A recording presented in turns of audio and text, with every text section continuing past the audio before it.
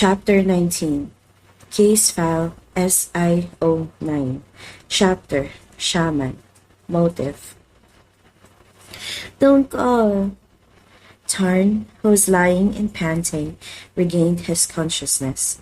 He grabbed the phone in Tongtai's hand, who was about to respond to the other end of the line. Paya sat Tarn upright, looking at the slim figure with profound distress. His heart almost gave out to see Tarn seizing on the ground. He was at a loss, both hands quivering, and his head stopped functioning just like that time. Tarn faced up to meet Paya's eyes. That sight that laden the panic-stricken caused Tarn to flinch.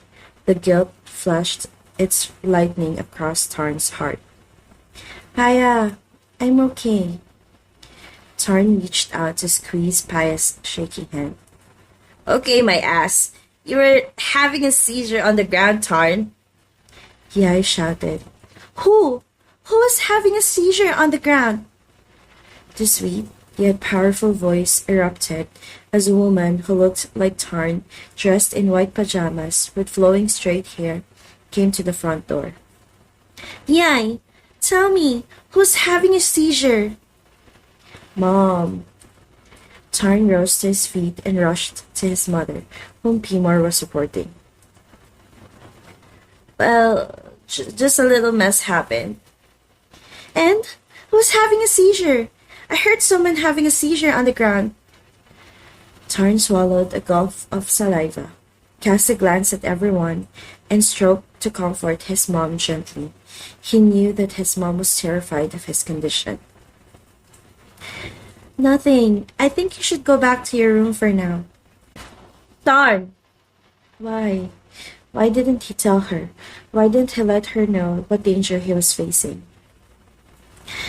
Gal, I think don't force his answer yet. Please go back to take a rest for now, my dear. Let's talk about it tomorrow. His grandma persuaded. Yes, please come. I'll escort you to your room, said Tarn with a solemn tone before eyeing Paya, hinting at him to follow. At the same time, Yai walked off to give a brief explanation to Grandma, apologizing to her for making a disturbing noise and disturbing other guests in the homestay. Paya watched Tarn and Shalatorn supporting the middle-aged lady with an impassive look, feeling somewhat dissatisfied but obediently following the three. Tarn, your ESP is acting up again? Once sitting on the bed, Ravi-1 put a question to her son. Tarn didn't answer, only compressed his lips tightly. Tarn! I'm alright, Mom. Just someone did something strange at our homestay. Tarn stayed with a stoic tone. Paya, listening from behind, turned to exchange his gaze with Shalatorn. Ghosts. Shalatorn's voice rang in his head. Paya tightened his brows in confusion. Why did Shalatorn tell him? The corner of Shalatorn's lips curved a faint smile. Isn't it too much for human cops like you to handle? Normal guns can kill ghosts, don't you know? Paya returned his attention from Shalatorn to Tarn and Tarn's mother. Ravi-1 looked at her son and let out a sigh. She then caught Paya standing, and her sight from Paya's face lowered to his necklace. Prarad necklace! Realizing the stare, Paya made his greeting gesture to Tarn's mother. Sawadee-kap. Ravi-1 unfurled a soothing smile and signaled Paya to come closer. Paya descended himself next to Tarn. Tarn always told me about you. Shalatorn watched the scene before him, knowing he was the third wheel, so he quietly left the room. Once stepping off the door, he flashed a sardonic grin. Prarad necklace. What's the use of having it? Ravi-1 gazed at Paya, switched to Tarn, and revealed a subtle smile. I'm glad that Tarn has someone to take care of him from now on. The one who owned this necklace would be the one who could protect Tarn. That's what Longpo told her. Paya looked at Tarn's mother, and emitted a soothing smile. I'll take care of him the best I can. Tarn's face burned. He glanced at his mother, alternating to Paya, and didn't know how to act, so he changed the topic and told his mom to go to bed. As Tarn and Paya arranged a blanket for everyone, the mother seemed to recall something, so she asked her son, Tarn, did you pass off the information to the doctor's friends? After recovering, she continued to rest, which prevented her from catching up on her backlog. She only had her son to carry on her work for her. I have given them all the documents that you have found. I've already handed them to Pinantap. Has he already seen the video? No. Have you already seen it, Tarn? What video? Ravi1 flinched. The video I sneakily recorded when I was surveying the woods. But Tarn didn't see the video that his mother mentioned. Where did you keep it? I kept it in the camera memory card. I was in a hurry, so I put it in the same document envelope I had collected. Tarn's brows knotted tightly. He didn't see any memory cards that his mother said. Tarn, I did keep it inside there. It was impossible for you that you didn't see it. I went into the forest with Kampor. When I was there, I saw those people dumping some kind of waste into the river, so I recorded it. Mom. Tarn reached out for his mother's hands to hold it. Please, don't go to a dangerous site like that again. What they have done is too evil. I can't take. Those investors were too selfish, only concerned about their profit, and committed such a reckless, irresponsible thing.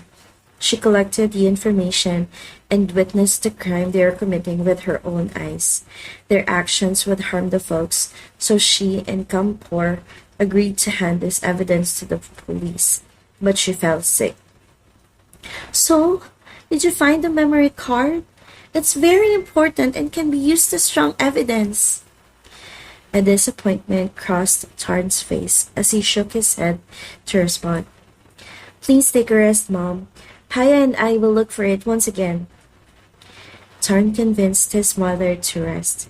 Even though she insisted on searching for it herself, Tarn didn't let her. He wanted her to sleep, convincing her it wasn't too late to do it tomorrow. Even though he was certain, he didn't see the memory card his mother said. What did you see? Paya wanted to know what flashback Tarn had. Was it a ghost like Charlotte told him? I saw someone performing some ritual. Tarn didn't see his face, only saw the scene behind that man. There was a table set placing eerie stuff. Ritual? A table set for spooky stuff, like ones of a shaman. Are you telling me that Kem and Singh shot each other because they saw ghosts? Tarn gave a slight nod. Maybe yes, but Kevin Singh saw the ghost because someone wanted them to see. Paya frowned. It meant that Shalatorn didn't lie. Was it all caused by ghosts? What did they do that for? Why would they want ghosts to scare us? Paya couldn't see their point. Or, we're here for our narcotics case. They want to stop us, don't they? There was no response from Tarn, only the face that frowned, showing his contemplative thought. Tarn tried to put the pieces in his mind together, suddenly freezing mid-stride. Paya. I think I can guess who did this. But it was only his assumption. There was still no evidence to prove the other party's actions. How are you now? Tarn asked Kem, holding his own wound with a pale face. Kem was always a cheerful dude and was taken by the others as an entertainer in the chatterbox, now became unusually quiet than any other day. I'm sorry, Mr. Kem. Right, I don't blame it on you. Stop apologizing already. Because he fired at Singh too, but Singh managed to dodge the bullet. However, it was he who couldn't avoid the trajectory, resulting in this glazing wound. I apologize to your mom for making trouble. Ajima never had imagined that such a circumstance would occur. We're moving out. For your convenience. Captain, the situation is this extreme. You still have the courage to live elsewhere? Tarn was scared that staying at the hotel outside would only open the door for the criminal to attack them. Kem lifted his gaze up to Tarn. What do you mean by that? Yai, smoking nearby, blew the white smoke in the air and impassively said, Means that Tarn knew what you've come across. Got to admit that Yai was merely terrified by the sight of Tarn having a seizure on the ground. He had just seen that condition from Tarn for the first time. Singh was agape. Mr. Tarn knew? How could... Singh paused, thinking of the scenario that Tarn had a sudden seizure and fell hush. You what?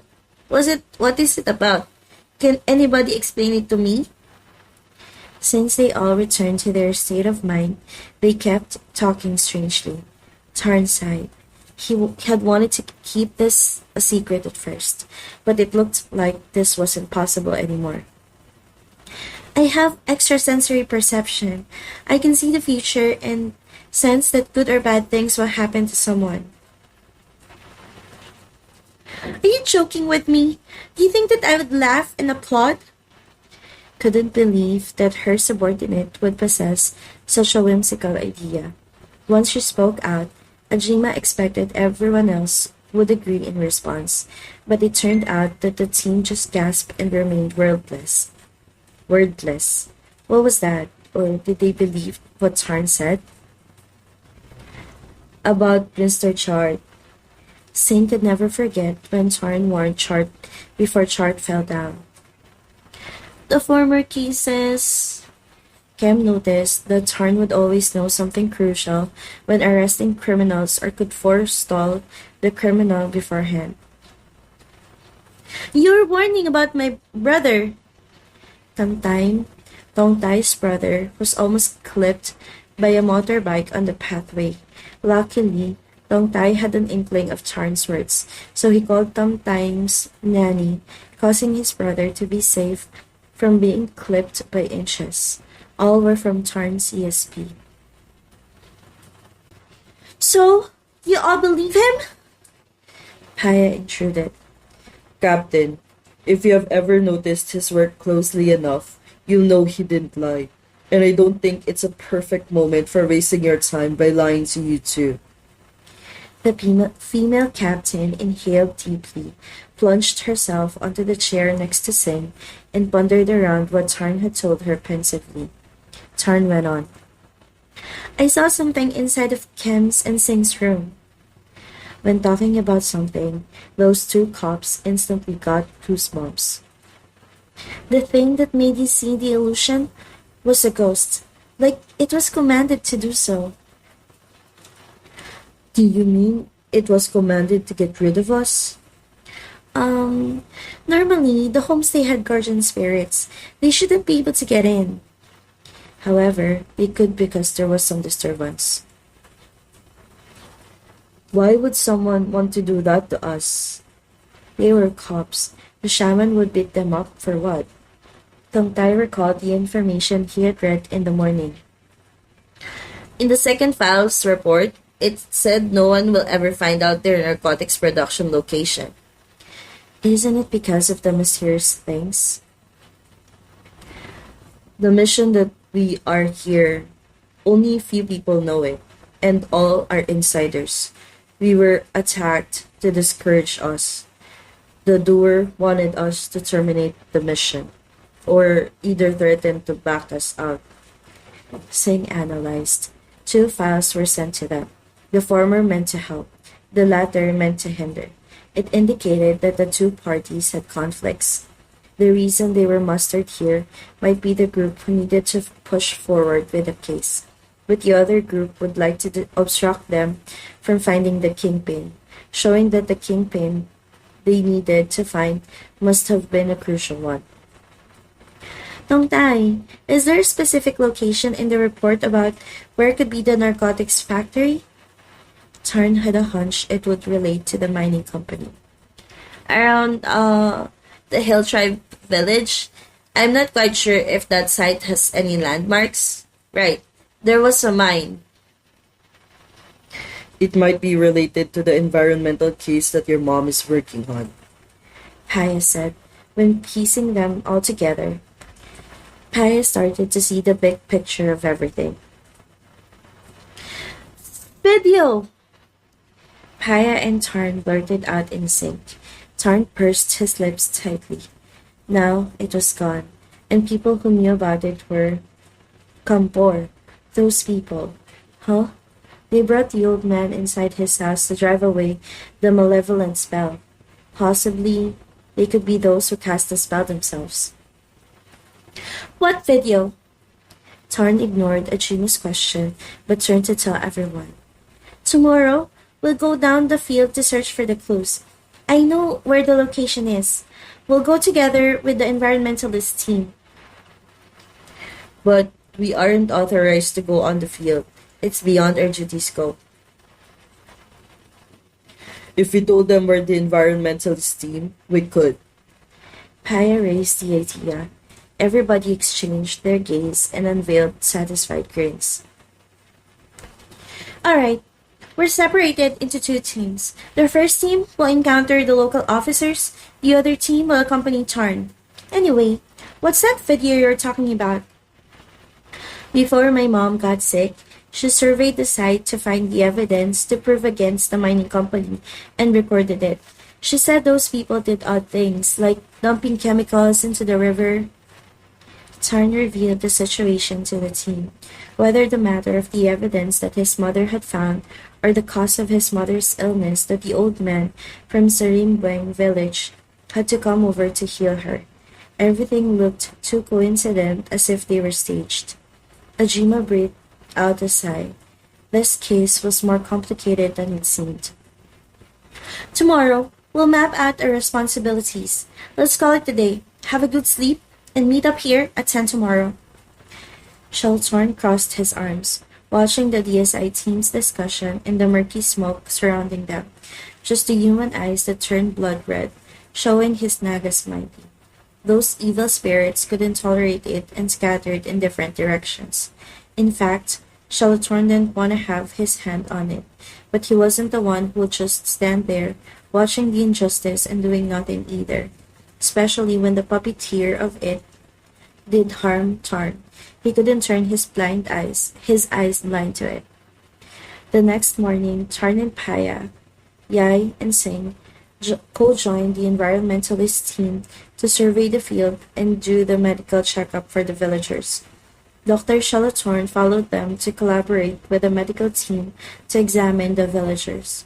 Meanwhile, Ajima, Kem, and Thong Tai would encounter the local officials and trace the one who had sent the genuine file to them at the same time.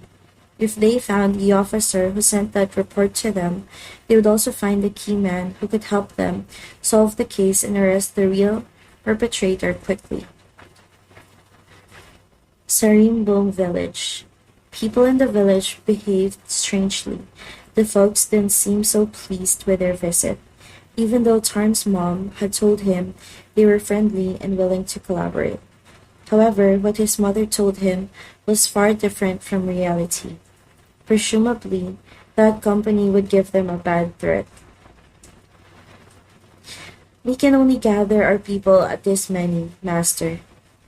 Wan Fa spoke out with a troubled expression. Tarn nodded lightly, stepping aside from Wan Fa to lead the folk to have their examination with the medical team inside the tent. Wan Fa turned toward Tarn, updating him about the supply progress Tarn had asked her to provide before his visit. Now, Pran Tong is waiting for Master's team at the back of the village with Kampor. He told Master to hurry. If we waste more time, it will get too dark and dangerous. Pran, means a huntsman in Thai. Yes, we're going now. I'll leave it to Monfa to take care of the medical team. Yes. Tarn pivoted to Paya, nodded to one another, and teamed up with Yai, who had prepared the supply for them far in advance. They carried their bags and checked the bullets and food supply to see whether it was adequate for everyone. When everything was ready, they assisted the environmentalist team in carrying their equipment. Once they reached the assembly point, Camp Horse workers helped them bring the stuff afterward. Master, this is Prang Tong, our guide for this journey. Kampor introduced a medium-sized, middle-aged man with a beard covering his face, wearing a headband and carrying a crossbow. Sawadee Kap. Tarn showed his greeting gesture. He looked into those bold, piercing eyes and felt familiar, but Tarn couldn't recall where he had met this man. Yes, I'm Prantong. I'll take you to where Kao had been. You're the one who guided my mother every time she surveyed the forest? Yes. Tarn nodded in acknowledgement as he scrutinized the other person. Please guide us. He heard that the mine actually wasn't far from here, but where they dumped the waste from their process was rather deep in the forest, so they required a huntsman to guide their way. Yes, no big deal. Just follow my lead. Yai observed Kampor's cruise quietly. His eyes crashed into a gawky man with grayish hair and white clothes. He protested in high pitch. Must there be the elderly journey with us? Tarn shifted his gaze and realized it was Portao. He asked Kampor, Do we need Portao to come with us, Kampor? Yes, the woods are full of ghosts. We need Portao to chase them away. I figure he should rest here. The forest pathway is rugged and rough, and he's very old. Namtap praised his opinion. No offense or anything, but it was for safety reasons. Without Portao, we won't go there, sir. Plus, don't worry that Portao wouldn't handle the rough pathway. He has been traveling through this forest for years. He definitely won't drag you down. Prantong stood his ground to bring Portao to travel along. All right, we'll go there all together. Let the journey begin by now. Tarn didn't want the journey to be any more delayed. Moreover, he would be able to keep his watchful eyes on Portao closely too. Seeing nobody objected further, Prantong led everybody into the woods. Paya lowered his voice to a whisper, asking Tarn, Is this Portao that you told me? Hearing the confirmation from Tarn, Paya thought to himself to unblinkingly monitor that person, didn't let him out of his sight. The journey through the forest was much slower than expected. The environmentalist crews were easily exhausted and often needed a water break. It was almost evening, but they couldn't reach their first destination yet. Tarn, resting and drinking water beside Paya, saw Kampor vacantly watching the tranquil river, with his mind drifting elsewhere. Kampor! Kampor flinched, looking at Tarn. Yes, master? Is there anything troubling you? He saw Kampor's eyes looked lost quite often. No, master, nothing. Obviously there is, but Tarn didn't want to hassle him for now. He changed the topic, starting with his former doubt. Kampor, the day my mom recorded the video. Yes. Tarn squinted his eyes, looking at Kampor. His frightening demeanor bolstered Tarn's confidence in his assumption. The video clip that my mom recorded went missing. Mom said that she kept it in the document envelope, but I couldn't find it, so Mom asked me to ask Kampor if he remembered where she kept it. She might have gotten it wrong. The pupils of the middle-aged man fidgeted before waggling his head. I don't know. It's a shame that you don't know it. Tarn fabricated a deeply regretful expression before reaching out to firmly squeeze Kampor's shoulder. But that's alright. Mom had the backup file in the flash drive. Tarn patted his trousers pocket. You can rest easy, Kampor. Yes.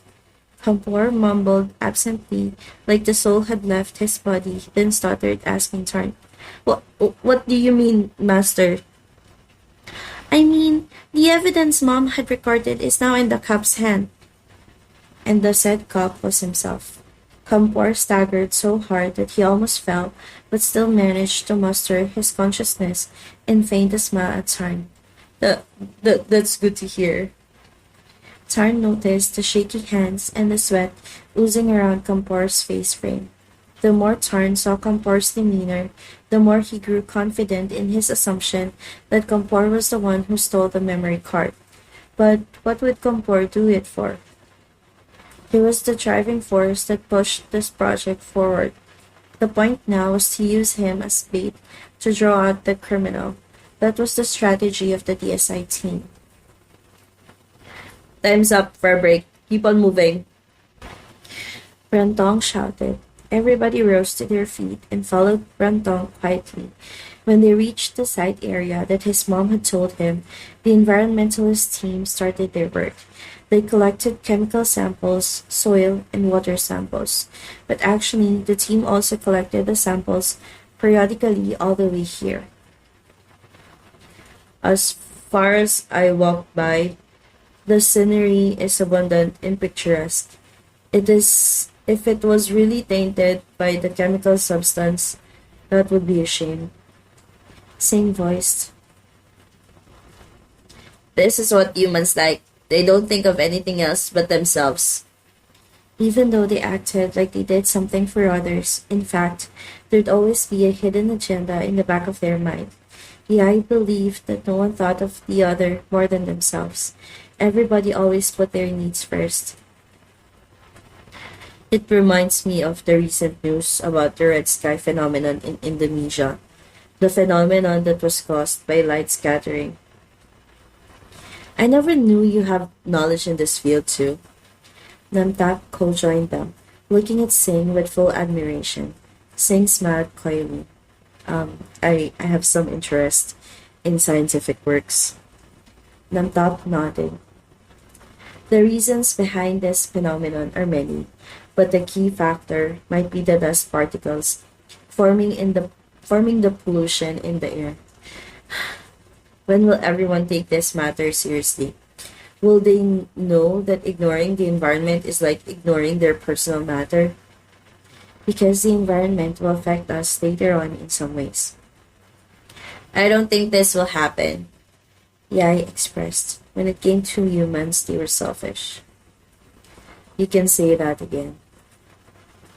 But I think that the hope didn't completely disappear. Did you see the news about the 16-year-old environmental activist Greta Thunberg? I think she's really brave. Namtap nodded and smiled, agreeing with them, but his heart still carried the weight. It's good to see young people value this matter. I admire what she did. I'm only afraid that those investors couldn't hear her voice. Everybody let out a sigh in sync at this point. Tarn sat, listening to the conversation from Singh's group quietly. He saw Dr. Shalatorn wiping sweat nearby, so Tarn handed him a water bottle. Need more. Have some water. Paya locked his stare at the water bottle in Tarn's hand before switching it to Shalatorn. The other person revealed a smile, took the bottle from Tarn's hand to drink, and handed it back. Paya saw Tarn was about to drink from the same bottle after Shalatorn. He snatched that bottle to himself. What the hell? I'm thirsty. No. How could he let Tarn drink from the same bottle after Shalatorn? That was truly an indirect kiss. Paya chugged water from that bottle and gave it back to Tarn. Tarn received it in confusion. Paya had his own water bottle. What's the point of snatching this one? Shalatorn flashed a grin, looking at Paya. They both traded their gaze in silence. But those interchanged gazes of one another was as though they ignited thunderbolts. Yai quietly observed that scenario, and dryly laughed in his throat. What a chilling incident. But the dude between them was still oblivious to what was happening. We keep on going now. We almost reached the site where Cow had been. Rentong approached to tell them. Everybody stood up, brushed themselves, and continued their expedition. How was the talking to Kampor? A whole bunch of suspicions. I've seen Kampor talk to Portal. I've told Pia and Singh to be careful. Tarn nodded in acknowledgement before pausing in his tracks once a vortex whirled in his chest. He perceived a bad sign as if something terrible was going to happen. Tarn swept through the surroundings to look at the pathway they would walk down, the way leading them to the river source. Why stop walking? Can you feel that? Down! Yai shouted. Haya pulled Tarn to sit down instinctively. The sound of the bullet whipped through the air, targeting them and scattering the ground beneath. Bang! Bang! Bang! Find cover! They've got a spin! Haya shouted to everyone while pulling Tarn to hide behind the rock pile with Yai and Singh, yanking out their fateful gun for a counterattack. We're outnumbered. We're at a disadvantage. Singh analyzed the situation ahead while firing his gun to fight back. Tarn looked around himself in doubt of who these people were. His sight caught Kampor and Portal running in the other direction, so he bolted off to follow them.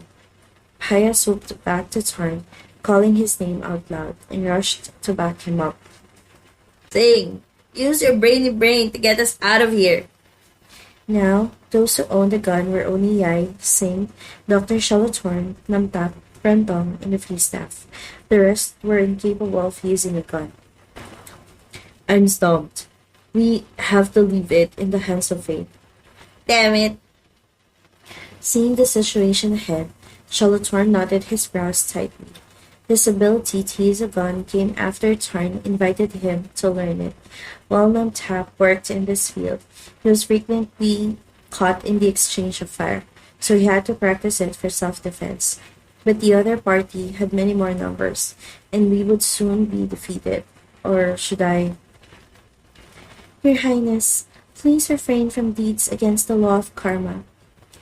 The soothing, dulcet voice of Vanvisa cast in his thoughts. After her restraint, Shalatorn seized his hand for the order. He gritted his teeth and surrendered to the circumstance. Tarn darted away, following Kampor and Portal and blowing a warning shot skyward for them to stop running. If you keep running, I'll shoot!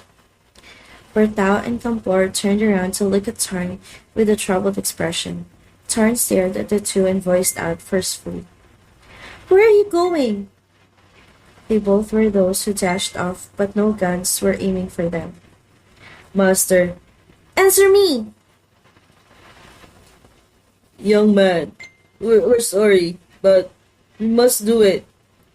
If they didn't, the children in their village would die. End of chapter 19.